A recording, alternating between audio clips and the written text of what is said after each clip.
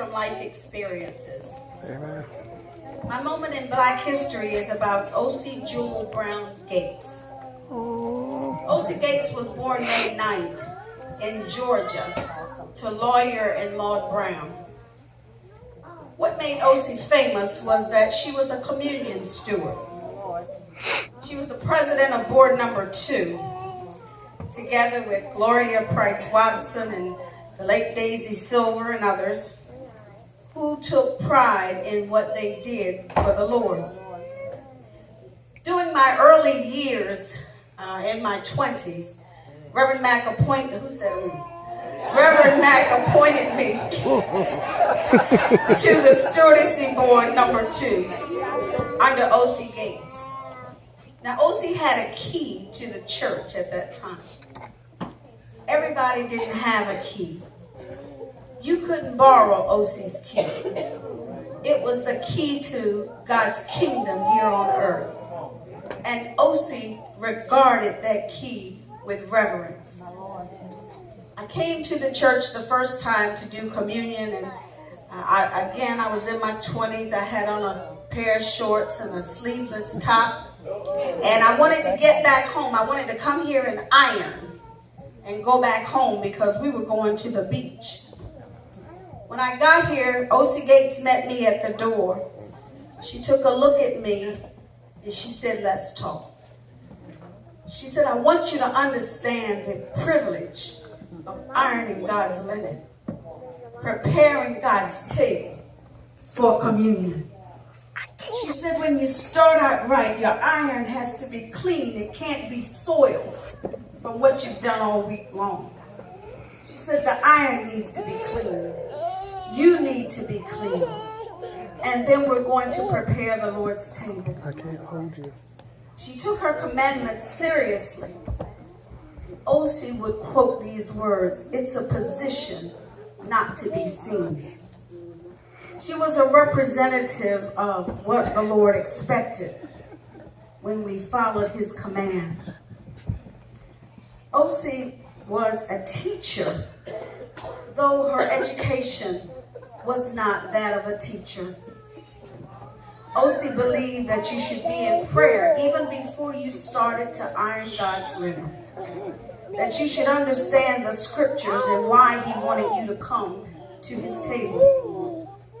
Ocie said, again, it's a privilege to prepare the Lord's table. And as she explained it to me, she raised her hand in confirmation. That day, I understood what it meant to come to the Lord's table until he comes again. Ocie loved her family and she brought them up in this church.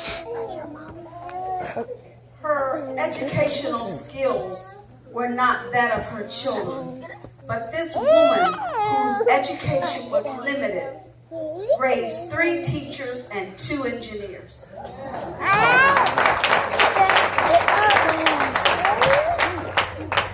Today, Ocie lies with other soldiers from St. James at Green Acres.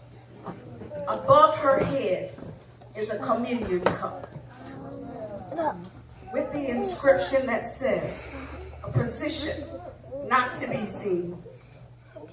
During the last members meeting that Ocie attended, she never said a whole lot unless she was asked or she had an opinion. And Reverend Mack said to her, "Sister Gates, do you have anything to say?" She stood and she said, "No complaints.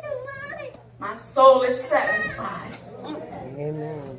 Ocie died 2 weeks later in 2004. But she has 3 generations of people who still represent the love she had for the Lord who are still here. And 1 former daughter-in-law. Ocie won't be in any great history books. Her name's not going down in history anywhere except in the Church of God. It is, however, inscribed on the tablets of many hearts. In commemoration of her love for God and the church, her great-granddaughter Isis was baptized in this church on her birthday. When I come to the Lord's table, I'm often reminded of Ocie Gates, the communion steward. Years ago, I used to sing an old song that said, "You may build cathedrals large and small, or you may build a skyscraper that's grand or tall. You may conquer all the failures of your life, but only what you do for Christ will last." I would like for Miss Ocie to know today that I'm still at the Lord's table. And to God be the glory for all of the saints whose names will never appear in great stature, whose names may not be on tall buildings, but they were heroes because of their love for Christ. I just want Ocie's son is here today, and I didn't tell him I was going to do this, and his daughter are here today, but I wanted them to know that though your mother is gone, her footprints remain at this church and on this altar. To God be the glory.